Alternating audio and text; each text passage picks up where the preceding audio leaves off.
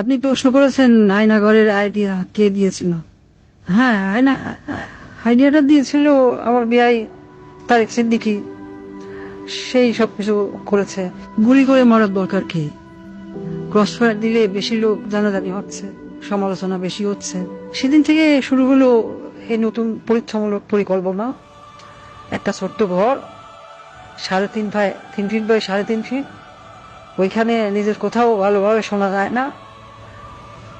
হ্যাঁ, আমরা প্রথমে কিছু বিরোধী নেতাকে তুলে আনলাম, এই বিএনপি, জামাত, ছাত্র শিবির, ছাত্রদল, কিছু সাংবাদিক। ওদের দেখা হলো সেই আয়না ঘরে। প্রথমে কয়েকদিন ওরা দেয়ালে ঘুষি মারতো। আমাকে ভিডিও কলে দেখানো হলো, ভিডিওতে আমাকে দেখানো হলো ওরা দেয়ালে ঘুষি মারতো, দরলা ঠেলে বেরোনোর চেষ্টা করছে। তারপর কিছুদিন দেখি শুধু উপরের দিকে তাকিয়ে থাকে। তারপর এক সময় ক্লান্ত হয়ে শুধু উপরের দিকে তাকিয়ে থাকতো। প্রথম কিছুদিন কেউ বুঝতে পারতো না কতটা সময় গেছে, কয়দিন তাদের আটকটা হয়েছে।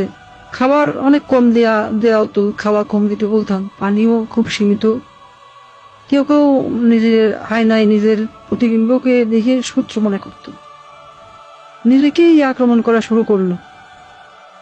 নিজের দেয়ালে নিজের হাত দিয়ে কষি মারলো, হাত রক্তাক্ত করলো।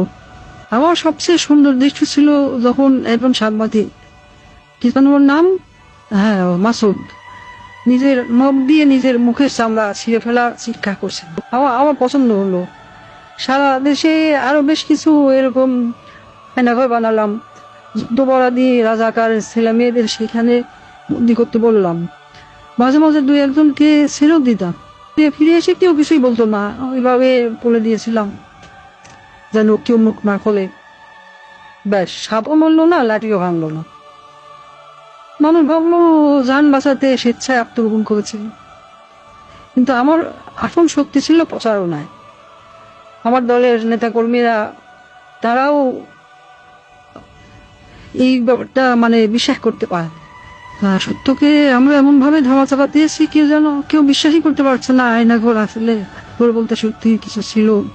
আমি হাসলাম, কারণ কেন জানেন, একবার যদি সত্য মিথ্যাকে আর মিথ্যাকে সত্য বলে চালিয়ে দেওয়া যায়, তাহলে আর কিছু করার দরকার নেই।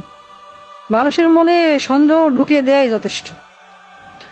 আমার বাবা বলতেন, একবার যদি কেউ নিজের চোখে দেখা জিনিসকে সন্দেহ করতে শিখে, তবে সে নিজের জীবনের উপর বিশ্বাস রাখে না।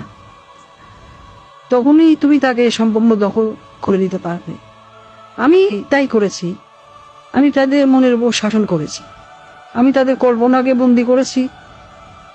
আর তাই আজও মানুষ সন্দেহ করে আয়না ভালো বলে সত্যিই কিছু ছিল।